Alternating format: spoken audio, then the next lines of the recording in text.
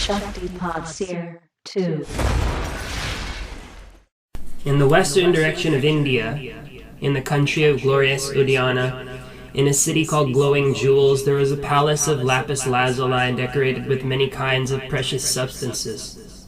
Within this palace lived the Dharma king Indra Bodhi, who ruled his kingdom from a great throne of shining gems surrounded by his 108 queens, his inner, outer, and intermediate ministers, as well as innumerable servants.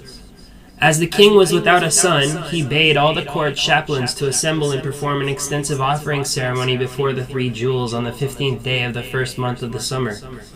Having recited the Cloud of Dharma Sutra, the king promised to perform a great act of generosity to benefit all.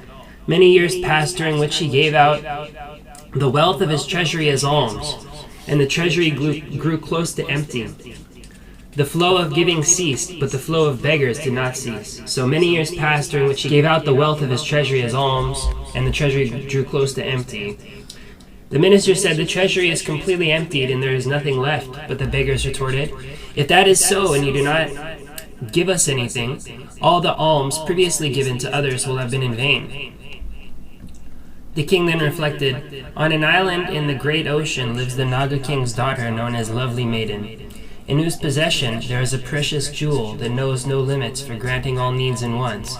She will give it if asked by a bodhisattva practicing generosity for the sake of Dharma. I must therefore request it and continue to give alms to the people."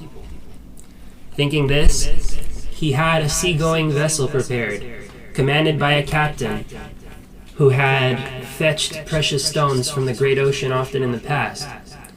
As the king was about to depart with his retinue, all his ministers and subjects tried to dissuade him from leaving, but he would not listen. He entered the ship with 4 sails raised in the 4 directions. When a favorable wind blew, the vessel would sail. When an unwanted wind blew, it would not. And the 4 great anchors of lead hanging from ropes made of camel hair were lowered in the 4 directions. By thus directing the ship, the king and his retinue found their way to the great ocean. The big sail was then hoisted, and a favorable wind sent them on their way. They continued their journey with the speed of a strongly loosened arrow. When they reached an island of precious gems, the retinue was left behind, while the king and the captain continued the journey on a smaller boat. A white mountain came into sight, and the king asked, "What kind of mountain is that?" "The mountain is made of silver," was the answer. They proceeded further, and a blue mountain appeared, so he asked, "What kind of mountain is that?" "It's a mountain of lapis lazuli," was the answer. After that they saw a yellow mountain, and the king asked, "That is a mountain of gold, and we are going to that place," the captain said. They went there and saw the earth was made of golden sand, and that in front of the mountain there was a castle made of various kinds of precious substances. The captain then told the king, "You should proceed while I stay here. The castle is surrounded by 7 rings of lakes. When crossing them, you will meet with many vicious animals, such as poisonous snakes. So contemplate bodhicitta while walking." In the center of the lakes is a wall made of iron and many different precious substances, which has 4 gates. A Naga girl is the gatekeeper. Beseech her, and she will open the gate. On the door of the palace inside there is a Vajra knocker.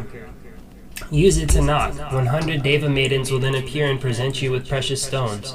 Do not converse with them, but knock again on the door. Finally, the Naga girl, a beautiful bluish girl decorated with gem-studded ornaments and called Lovely Maiden, will arrive. Ask her to lend her ears to your story, and then request the jewel from her. She will present you with the precious jewel that is blue and shines with 5-colored rays of light.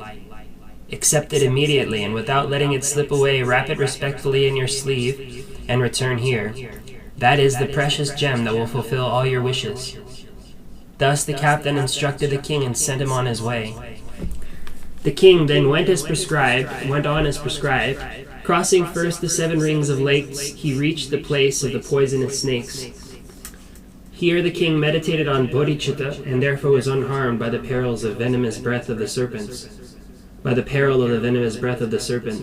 At the wall he made a supplication to a Naga girl guarding the gate, and it opened. Using the Vajra knocker, he knocked on the door of the palace. After a short while, the Naga girl, lovely maiden, appeared. Few people have ever reached my palace. You must be a man of great merit. What do you want? After the king had told his whole story in detail, he said, I have come to get the precious jewel. The girl rejoiced, and pulling out the precious gem from the crown of her head, she gave it to the king, who took it and departed. By the power of the jewel, he did not need to walk back. Instantly, reaching where the captain was, he said, You have been most kind, captain. Then the king and the captain arrived in a moment to where the retinue was waiting. Afterward, the captain, who was skilled in examining gems, separated the precious stones from the semi-precious, and gave them to the retinue, saying, If we have too many, the boat will sink, and it will cost us our lives. Please be content. With the captain steering the vessel, the king and his retinue set out in direction of land.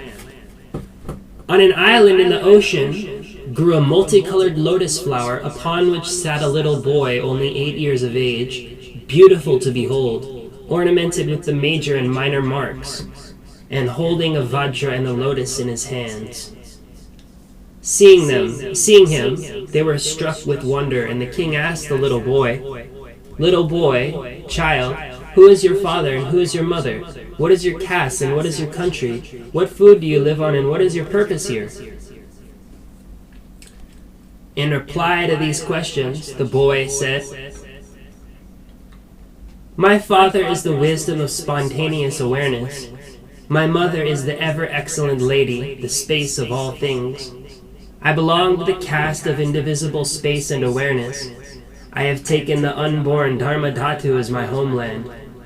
I sustain myself by consuming concepts of duality. My purpose is the act of killing disturbing emotions. Thus he spake, and the king, filled with wonder, thought, This must be a miraculous emanation. He said, I will make you my son an object of veneration. He then put the boy on a silken cloth and cut off the lotus. With both, the king returned to his country. His servants and subjects were overjoyed and gave an enormous welcoming party. The king then took the precious jewel in his hand and made a wish with these words, If this precious gem that I have found is an unmistaken wish-fulfilling jewel, may my little boy child be seated upon a huge throne made out of the 7 precious substances and decorated with a parasol of costly gems. As soon as these words were uttered, the throne and parasol appeared.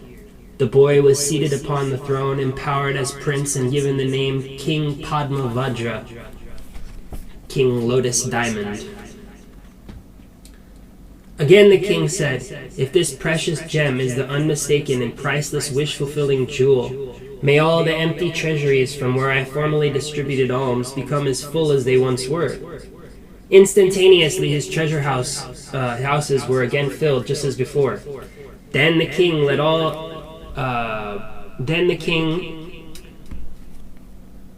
let the great drum sound and the good news to be announced in all directions.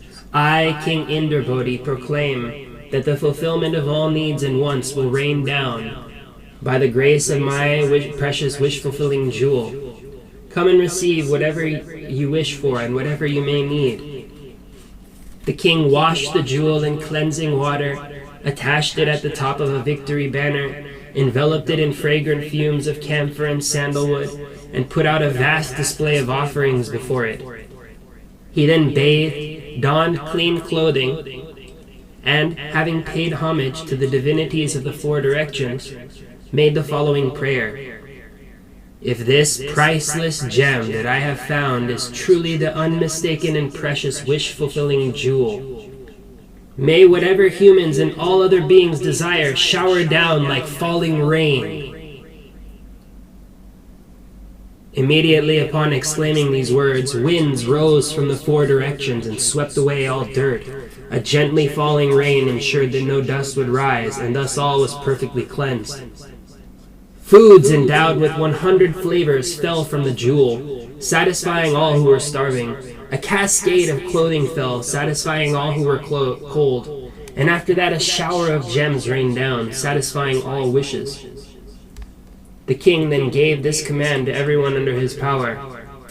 Everyone must now embrace the teachings of the Mahayana. Thus everyone developed bodhicitta and achieved the fruition of non-returner.